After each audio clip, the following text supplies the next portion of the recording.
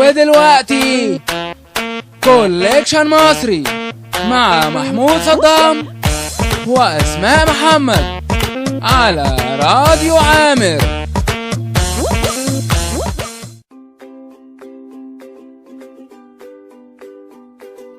مستمعينا اهلا وسهلا بيكم. النهارده هيكون معاكم محمود صدام واسماء محمد في اول حلقه من حلقات برنامج كوليكشن مصري على راديو عامر. اسماء ازيك؟ انا زي الفل يا حوده، انت عامل ايه؟ انا تمام الحمد لله. الله صحيح يا اسماء، ما تعرفيش هم سموا البرنامج ده كده ليه؟ قصدك ايه طيب يا حوده؟ اقول يعني؟ ايوه قول. طيب هو تقريبا كده اللهم اجعله خير معدة البرنامج تقرب لصاحب القناه، فقال ايه بقى تسمي اللي عايزاه على كيفها. بس بقى يا عم محمود لحسن هنترفد من اول حلقه. يا بنت انا ما قصدتش حاجه، عموما لجوش لا بجد. برنامجنا بيتكلم عن كل حاجه تخص الشعب المصري المعروف بخفه دمه واسلوبه اللي ملوش زيه وكل حاجه بتحصل في الشارع المصري. تمام، ده غير كده كمان يا محمود كلنا عارفين ان مصر بلد متميزه في كل حاجه، حتى شعبها ليه نكهه مختلفه كده بتميز بيها عن اي شعب تاني، ودايما بنتعرف بدمنا الخفيف وتعليقاتنا المسخره يعني على اي حاجه بتحصل. مسخره؟ ماشي. طب تفتكري ليه كده اسماء ان احنا مميزين قوي؟ هقول لك ليه يا محمود. قوليلي. لان كل موضوع في حياتنا بيبقى ليه اسلوب وكلام معين محدش بيعرف يقلده، واحنا النهارده مستمعينا الاعزاء هنقول لكم اهم المواقف والتصرفات اللي الشعب المصري بينفرد بيها عن اي شعب تاني. ويلا بينا نعرف ايه هي المواقف دي، بس بعد ما نسمع اغنيه ايجيبشن ستايل.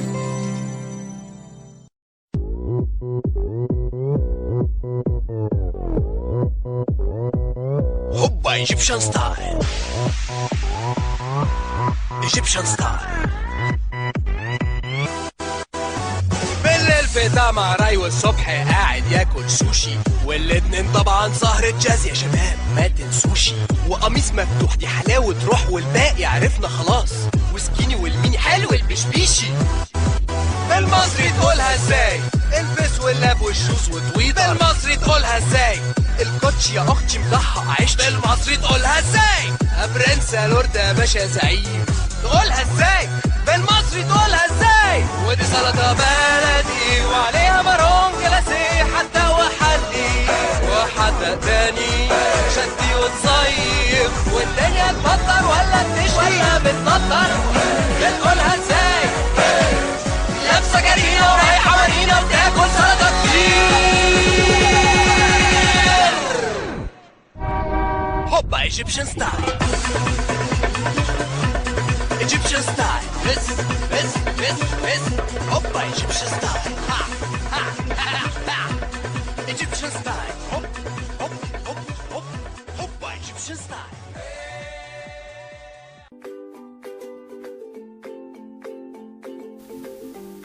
ورجعنا لكم بعد الفاصل، والنهارده هنتكلم عن الطفل المصري او طفولتنا المشردة. من واحنا صغيرين بتحصل مننا تصرفات ومواقف غريبه، يعني مميزين بالفطره. وطبعا كلنا عارفين ان السن الصغير ده هو سن البراءه، او بمعنى اصح زي ما اسماء قالت الطفوله المشرده. طبعا كان فينا الشقي وكان فينا الجلبان وكان فينا الواد السوسه وكمان البنت السهنه زي اسماء كده بالظبط. مالكش دعوه بالبنات بقى، انا بقول لك من اولها اهو. خلاص ما تزعليش، البنات حلوه. ايوه كده. طب بقول لك ايه، ما تيجي نفتكر كده مواقفنا من واحنا صغيرين. ياه احلى ايام والله. يلا بينا يا محمود. وطبعا مستنيينكم تشاركونا على صفحه راديو عامر على الفيسبوك باجمل المواقف اللي حصلت معاكم وانتوا صغيرين. بقى اسماء ما تفتكري بدل ما انت ما بتعمليش حاجه كده خالص. طيب انا فاكره وانا صغيره ماما لما كانت بتعمل لي التوكه في نص شعر كده، وساعتها كانت بتخليني شبه الصينيين. طبعا كلنا بلا فخر اتعملت لنا التوكه دي يا بنات، صح ولا ايه؟ ده انتوا كان عليكم حاجات يا اسماء، ده حتى كنت بشوفكم كده واحنا خارجين من المدرسه بتبقوا لابسين الشنطه بطريقه غريبه عجيبه خالص. طبعا كنا بنلبس الشنطه على بطننا وبنقلد مشيه الست الحامل. كلنا كان نفسنا قال ايه بطننا تكبر كده ونبقى ماشيين زي الكره الكفر او شبه الكرومبا. طب ذمتك في حد يقول على نفسه كرومبا؟ طب انا مش هرد عليك عشان خاطر البنات، سيبكم من اسماء خالص. طب فاكره اسماء واحنا في المدرسه لما كان واحد صاحبنا يبقى متذنب على الحيطه، قال ايه بقى نقوم نعمل نفسنا بنبر القلم في السله عشان نكلمه ونقول له معلش. وطبعا اراهنكم ان كان اي حد فيكم كان بيواسيه اصلا، كلنا كنا بنروح عشان نغيظه. طب يا محمود بقول لك ايه، كنتوا بتعملوا ايه لما تحبوا تهربوا من الحصه؟ مين قال لك اني كنت بهرب من الحصه اصلا؟ انا كنت بهرب من اول اليوم. تعرف لما كنا عايزين نهرب من الحصه كنا بنقول للمستر هو انا ممكن امسح السبوره؟ بعد كده اقول له انا نازل بقى اغسل ايدي عشان الطباشير وتوسخت وكده. وعارفه لما كنت انزل ما اطلعش غير اخر اليوم اصلا. بس طبعا يا جماعه اعتبروا محمود ما قالش اي حاجه خالص خالص، ما تسمعوش كلامه، لان بعد كده كلنا بنشوف تاثير الهروب من الحصه ده على الامتحان. طبعا ما كناش بنحضر، ما كناش بنفهم حاجه، فمش هنحل حاجه في الامتحان. طب بصراحه كده يعني يا اسماء، سيبك بقى من الدروس والمدرسه والهروب والتباشير، وليه بقى ما حصلش كده لاف ستوري وانت في المدرسه؟ لا حصل يا اخويا. ايوه بقى، احكي وسمعينا. مع الواد الدحيح ابن الابله كان لازم تحصل قصه حب من بنات الفصل كله معاه. ده كان ود يعني مش عارف اقول لك. ايوه عارف. ولسه مواقفنا ومصايبنا مش بتخلص، بس هنطلع فاصل ونرجع نكمل. هتسمعيني ايه يا نرمين؟ انا عايزه اسمع كتموتو يا محمود. انا بقول نرمين، انت مالك انت بكتموتو؟ ما طبعا بعد قصه الحب دي لازم طبعا تسمعي اغنيه كتموتو. يلا بينا نسمع اغنيه كتموتو عشان خاطر اسماء.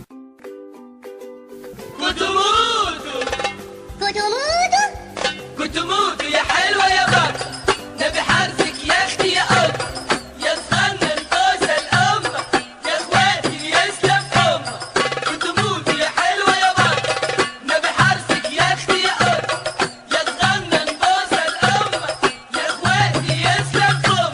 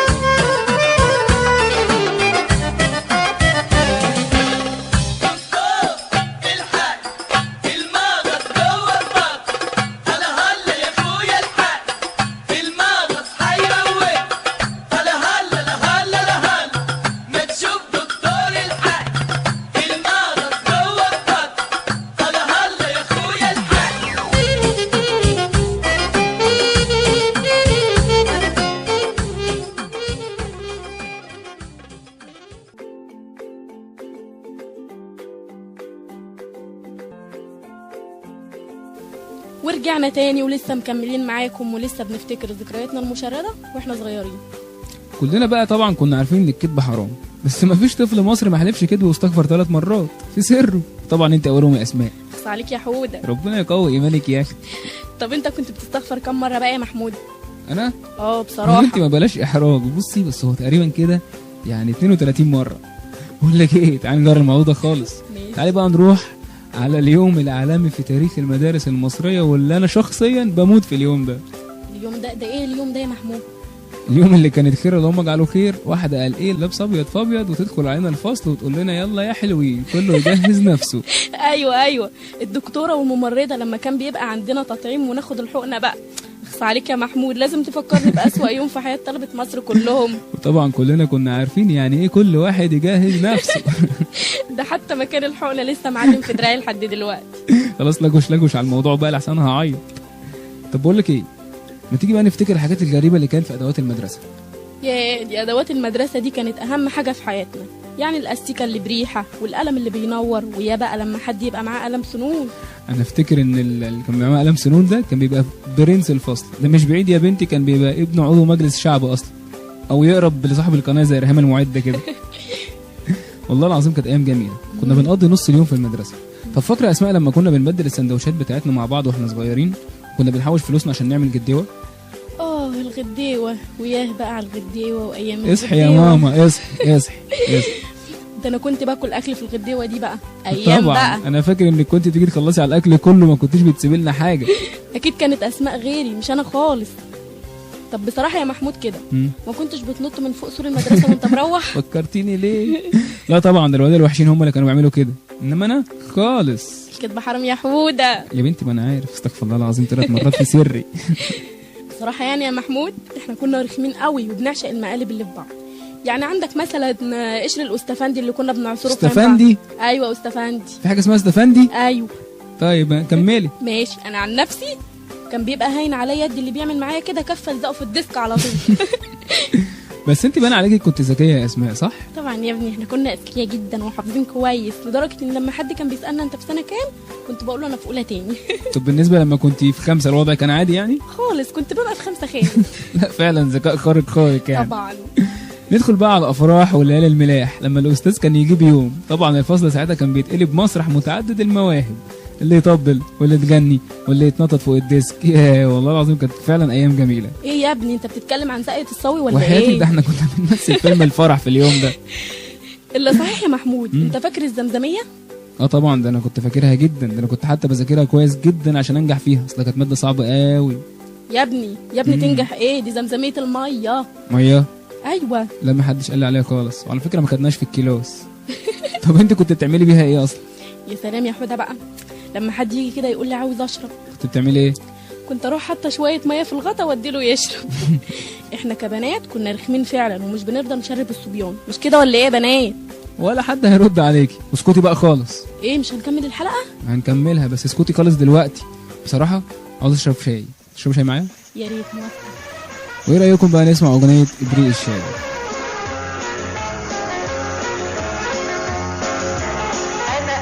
انا ابريق الشاي، ايدي كده بوس كده اصب الشاي وارجع كده.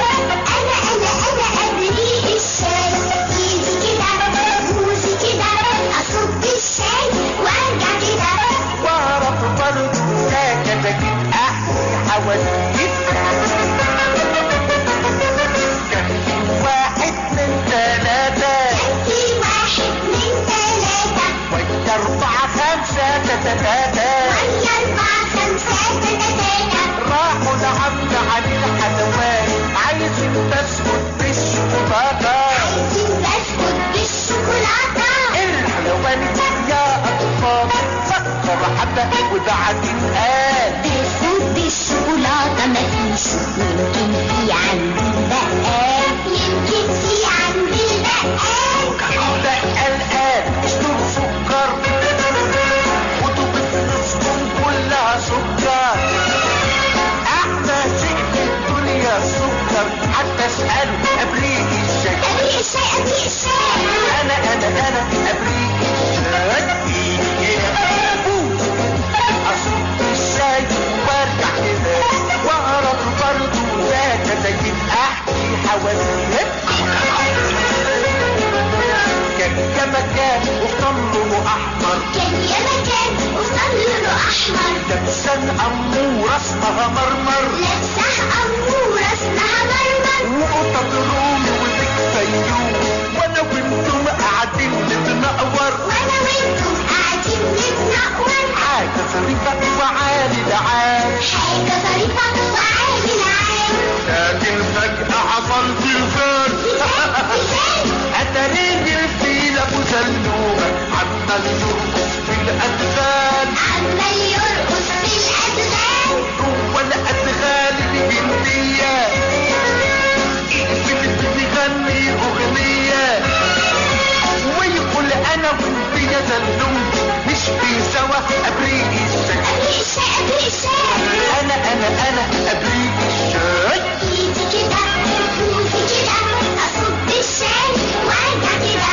وأعرف برضه يا كده أحكي حواديت.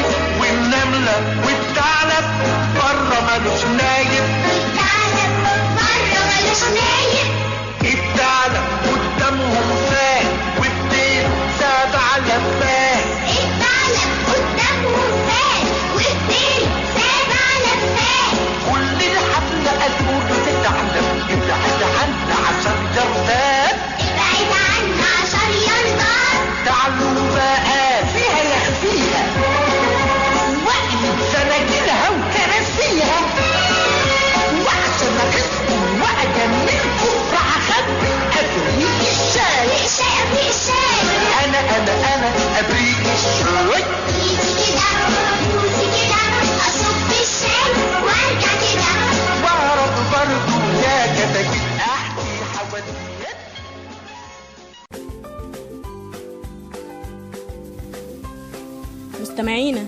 ها شربتوا الشاي ولا لسه؟ اصل محمود لسه عمال يضرب فيهم وناقص يجيب بقسماطين كمان ويغمس. حد هنا بيجيب سيرتي؟ لا يا كبير مفيش حاجه خالص. طب بقى يلا نرجع نفتكر المواقف بتاعتنا دي واحنا صغيرين. يلا. طبعا كنا بنحب نعلق على اي كلمه تتقال ونحفظ الكلام ده اكتر وما بنحفظ الدروس بتاعتنا. طب فاكرين اللي يحب النبي يقول ايه؟ ايه ولا تحيا جمهوريه مصر العربيه. انا مش عارف يعني ايه جمهوريه مصر العربيه بس ما علينا. المهم تلاقي بقى عيل فصيل وغتت زي اسماء بالظبط تيجي يقول لك ايه 1 فول و2 طعميه. بقى كده ماشي يا محمود. طب فاكر يا محمود لما كنا نتخاصم مع حد ويجي يقول لي عاوزاكي اقول لها اللي عايزني يجيني لحد عندي، انا ما بروحش لحد. عارفها دي تناقه فطريه صح؟ عارفها. طب بص بقى القرش المبكر ده بما انك بتتنكي قولي شاكوش كده. شاكوش. شعرك منكوش. ايه ده انا؟ اه طب قول انت كده كولونيا. كولونيا. افاك المونيا. مستمعين اعتبروا ان اسماء ولا قالت اي حاجه خالص ودي اول واخر حلقه ليها.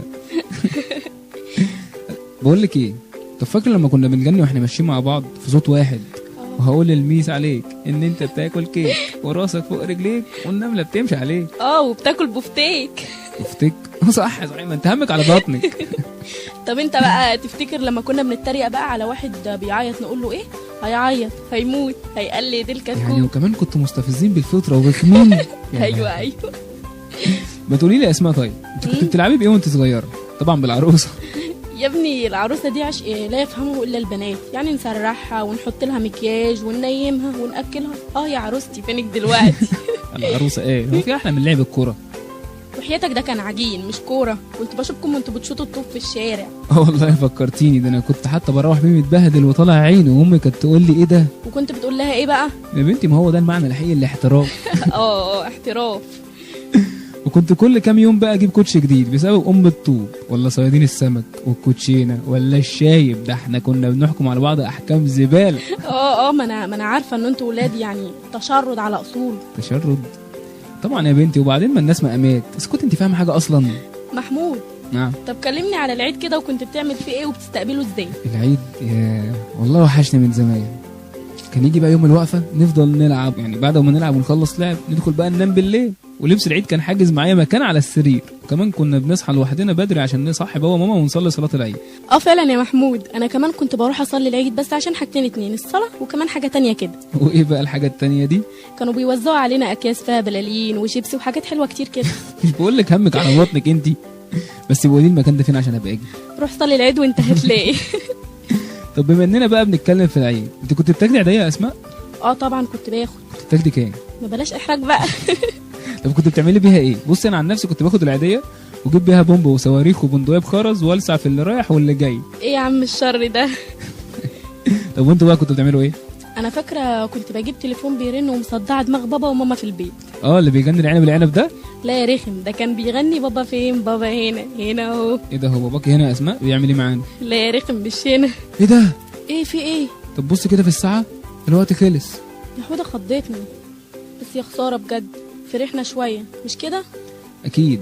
انا عن نفسي دلوقتي بعد ما اتكلمنا مع بعض في الايام اللي فاتت دي بجد والله نفسي الزمن يرجع بينا لورا وافضل عايش في سن الطفوله البريئه.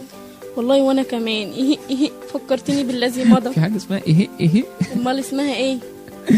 ايه. وبكده مستمعينا الاعزاء حلقتنا تكون خلصت النهارده، ويا رب تكون عجبتكم، واستنونا ان شاء الله في حلقات تانية مختلفه. وبكده اقدر اشوفكم على كده الحلقه الجايه ان شاء الله. كان معاكم النهارده محمود صدام واسماء محمد. هتوحشونا لحد الحلقه الجايه. وتعالوا بينا نروح نسمع اغنيه ايام زمان.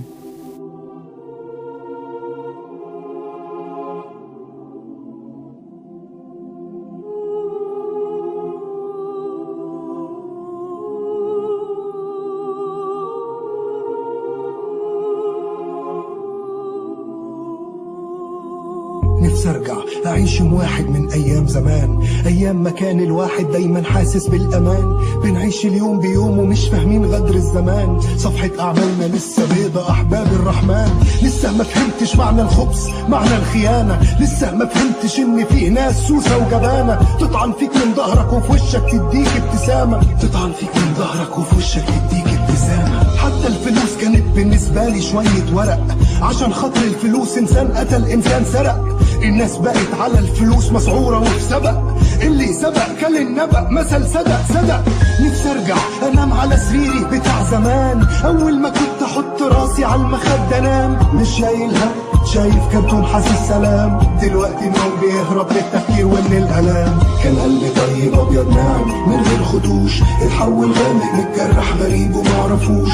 ببص في المراية ما فهمتش الحكاية، انسان بوش متشوه لابس ماسك البشوش. كان قلبي طيب ابيض ناعم من غير خدوش، اتحول غامق متجرح غريب ومعرفوش. ببص في المراية ما فهمتش الحكاية، انسان بوش متشوه لابس ماسك البشوش. كل ما بكبر حجم ذنوبي بيكبر، واقول مش حزن بوزن بكتر واكتر. كل ما بكبر جزء من وش الدنيا المتشوه يظهر، واعدائي بتكتر وبتفضل اعدائك تكتر طول ما انت بتكبر. اقرب ناس اليك هم اشرس اعدائك دي افجر. وشي زادت خطوط وكشر وقلبي اتحجر، بطلت احس زي الاول بقى صعب اتاثر. بطلت ان اضحك من قلبي، بطلت اعرف اكركر. قيمة معنى الصراحة راحة ما تتحسبش، الناس كل ما بتكبر فوق وشوشها بتلبس وش. عشان الدنيا تمشي كله بينافق ويغش، لو تكره حد وهيفيدك كرهك ليه ما تبينش. وانا صغير لو كنت احب حد احضن وابوس، ولو كاره لحد وشي بيبدأ في العبوس. فكرة ان اللي جوه غير بره مش في القاموس، كل اللي باين على المسرح هو اللي في الجلوس. لسه فاكر لذة أول مرة في كل حاجة، طول ما انت بتكبر لذتك بتتقتل إعادة، وبتفضل تتقتل وبتتحول من رغبة العادة. حلاوة طعم الاكتشاف تقلب لقهوة سادة. كان قلبي طيب أبيض ناعم من غير خدوش، اتحول غامق متجرح غريب ومعرفوش.